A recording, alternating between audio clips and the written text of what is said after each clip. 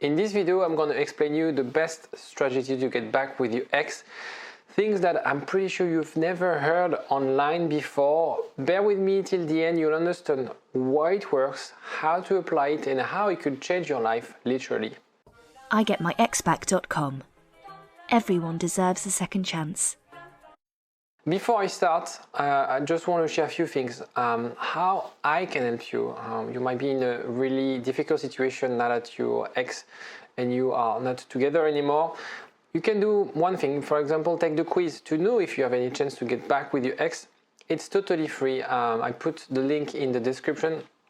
It takes 2 minutes to complete and you get a score telling you whether you have any chance or not to get back with your ex. If your score is low, it means that what I'm about to say is not really relevant for you and you should really think about moving on and dating someone else. If you have specific questions about this content, about your situation, don't hesitate to give me a call. I have a free consultation. The link is in the description of this video. I love to have those calls to get to know you, to discuss how I can help you in your future and to discuss your situation in more detail. If you're a bit shy or prefer WhatsApp, you can also send me a WhatsApp directly. The number is in the description as well. And last thing you could be doing if you need some help, I have put together some WhatsApp groups for people to join a community and ask questions for people who are in the same situation as you. And for example, if you're a male, want to ask a question about our female members of a community, you can join. Again, the link is in the description. This is totally free. It's totally for you. My sort of purpose is to help as many people as possible. So I love to have you on board and join this amazing, growing and caring community. Now, how can you help me? And I know a lot of people, they are cheering for me and are raving fans. If the first time you watch my video, welcome. My job is to help you get back with your ex and have a successful relationship. If you like the video, don't hesitate to like. It does help me a lot. You can subscribe and you'll be notified anytime I post a new video. And if you have any question, you can comment. It does help as well for the referencing. That's it. How I can help you, how you can help me. Let's move to the real part. We are all using a different operating system. You, me, your ex, your mother, your father, your friends, your boss. We all see life in a different way. And that's why relationships are so hard, while at the same time fascinating. If you think about it, it's really hard to make things to work together if they are so different. And we are all intrinsically very different. And the source of our fear, this is what we're going to talk today, is the fear and anxiety, usually starts from childhood, of course. And fear can be one of the things that we are taught unconsciously. So today in this video, you're going to learn how fear and unconscious bias or unconscious mechanism can really have an effect in the breakup and also in the recovery of that breakup. And it's very important, and I think I'm the only one talking about this thing. And unfortunately, it's one of the most important aspects of getting back with an ex. Most of our fears take their source in childhood. And I'm not talking about trauma or PTSD, things that are really traumatic. I'm just talking about something that we all share. We all have had parents and we all grew up following a different education. For example, I give you four examples. The fear of spider. If you give a spider to a toddler and you don't tell to that toddler, this is dangerous, it can bite you, the toddler will never be scared of spider. And we are getting taught by our parents or people or friends when we are children, spider is dangerous, spider is scary, spider is gross. And we associate spider with something that's dangerous. I'm not talking about because dogs can be scary. You know, they can bark at you, and spider, when you're a kid, it's not scary. But we are taught that this is a scary thing. Money. Maybe your parents had difficulty with money when you were a child, and you felt that anxiety, you felt that pressure, that money was difficult to get. And so as an adult, the relationship you have with money is totally different. It's not totally different. You're also anxious about money, anxious about losing money, anxious that you won't have enough to live. And a lot of depending, some people are really scared about money, or some people create this grit of, I need more money because my parents didn't have money. So all this kind of aspect is something we're taught as a kid, and I'm not talking about trauma and things difficult. We all have different things, different things that has been inherited from our parents. Men, the fear of men, maybe you were raised by a single mom, or maybe I don't know, you've been told in your childhood, and be careful of men, they're going to betray you, they're going to be mean, because maybe your mother has had an abusive childhood, or partner, or your father was abusive, and this is the storytelling you're telling yourself. Maybe it's about sharing feeling. If I want to take a bit of a male example, little boys, when they're kids and they cry, their father usually, it's not anymore the case, but they usually say like, man up, men don't cry, you just hurt yourself, stand tall and that'll be fine. And when you're raised with this sort of mentality, then when you're an adult and you feel that you have emotion, you sort of suppress them, you feel like, it's not normal, you ignore them, and it's really hard to connect in relationship. For example, these unconscious things, there are like thousands, there are like millions of them. Okay, and again, it's not really about trauma, PTSD, everybody has those kind of things.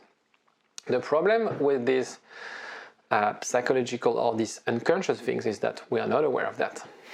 Okay, one way to address and to discover this is to go through therapy, to speak with counselors that will help you really have an idea of those internal mechanisms.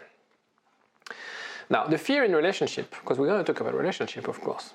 So many fear. The fear of a commitment, the fear of abandonment, the fear of being judged, the fear of being rejected, the fear of lack of control, the fear of loss. These fears are the root cause of your breakup. If I talk about the fear of commitment, maybe your partner, he's an avoidant, he has a deep fear of commitment, and when you started to talk to him or her about moving in together, buying a house, having kids, this is where he freaked out. Maybe he has the fear, or she has the fear of abandonment, and when you sort of went on an assignment abroad, or now that you're a long-distance relationship, now she or he freaks out and he can't take it anymore. The fear of being judged, maybe your partner doesn't feel comfortable with you because you always, whenever he or she expresses her needs, you will tell him like, no, that's fine, grow up, man up, it's gonna be fine. You don't necessarily listen. The fear of being rejected, maybe it's not necessarily body shaming, but maybe your partner felt that he or she wasn't really part of the family, part of your unit. There's so many fear, and the fear is really what pushed your ex probably to break up with you. The fear is also working against you in your situation, and I'll explain you why. There's really high value in recognizing the fear. It's easier to be driven by fear. You can become anxious, or you can reject the fear. You're completely denying your emotions, suppressing those emotions. So one way to really try to explore those things is to practice mindfulness, hypnotherapy, and ask yourself, what were you scared of in the relationship? Were you scared of abandonment? Were you scared of commitment? What prevented you from making it work? When you look back at the relationship, you feel like, I should have probably done that. There's something that was preventing me from doing that. Preventing me from being transparent, from committing, from telling how I felt, from, maybe sometimes resolve the conflict, talk about where I disagreed, things like that, or things I didn't like about my partner. So really look at things, what were the things that you feared in the relationship. And it works also as well for your ex. What were their fear? The fear about that came in the relationship, that created that sort of tension, that pushed them to break up with you. So give me a call to discuss if it doesn't make sense or if you have a specific question, because each situation is unique. So feel free to give me a call and I'll be more than happy to guide you on this. What about now? Most people experience a form of separation anxiety. That's totally normal. The thing is, it creates the desire to see the other person. That anxiety creates a desire, okay? And we want what we don't have. That's our human nature. And what do? We push. And we push. And we mail our ex. And we message our ex. And we go at their workplace. And we send them flowers. And we tell them, I miss you. And we tell them, I'm going to change and I love you. Okay, this is like the result of that anxiety, that fear of abandonment, that fear of loss. But when you push, they pull away. The desire comes from that automatic process, limbic, from the limbic system, that responds to stress, because a breakup is a stressful moment. You sort of freak out, you're kind of completely lost. This is human and there's nothing wrong with you first. Don't blame yourself.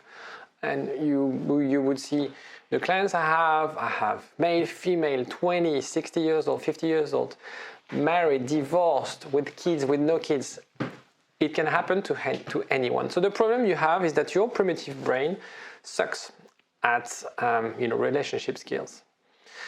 And the worst is that by being clingy, by listening to that part of your brain, you make things harder than they should be.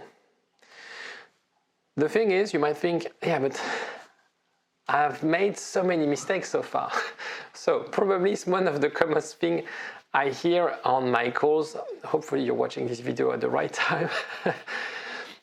Because you've been too clingy. You've been not listening to their needs. You have to respect what they want. Your ex wants space. And I'm not arguing whether you're meant to be together, whether it's going to work or not, whether she or he's been disrespectful in the breakup. Your ex wants space. You have to respect that space. I don't care if you have a great strategy. I don't care if you've changed already. Your ex asks you for something, it's space. Okay, and you have to respect that. Don't listen to your automatic brain telling you like, I'm anxious, we need to get connected, because if we're not connected, I'm going to lose her, she's going to meet someone. I'm going to look after that, what's going on in your thought process. The case when you did nothing wrong, well, it never happens, because a breakup is usually 50-50. Usually 50-50. Maybe you triggered something unconscious in your partner. When we talked about attachment style, maybe you triggered, you activated, that's how we call it, activated his or her attachment style. Maybe you talked about buying a house to an avoidant partner. It was great. You had that relationship, you were seeing each other a few times a week, and he was passionately, and he was caring or she was caring and loving, and you had an amazing relationship. And after 2 years, we thought like, okay, we've been together for 2 years, maybe we should try to, move in together. And this is when things started to fall apart. You never realized that, because the signs were like, we were taking it slow. He or she was loving me. We had an amazing relationship. Nothing wrong happened. The normal course of a relationship is to move in together. But now, if I look back, this was the trigger moment.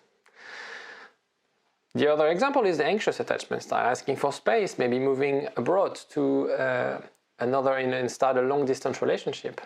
This would freak out someone who's anxious, because they need to be close to you. They have this essential need. And so when you say, I don't want to be living together now, or these kind of things, that will drive that person crazy. And that would trigger them to break up. Okay?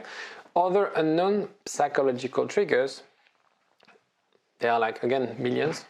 They can be unknown to you and also unknown to them, which makes it really hard for you to assess the situation.